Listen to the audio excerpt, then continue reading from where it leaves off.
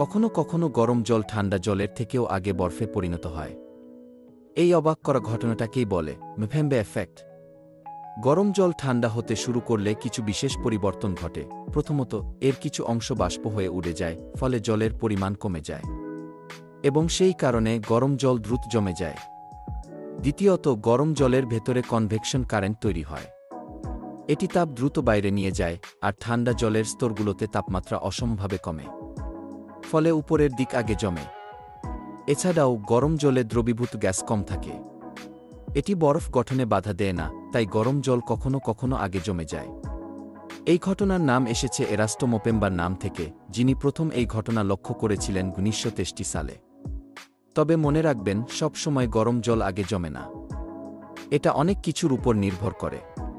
এমন অদ্ভুত বিজ্ঞান গল্প পছন্দ হলে ইকো কথা চ্যানেলটা সাবস্ক্রাইব করুন আর ভিডিওটা লাইক করতে ভুলবেন না।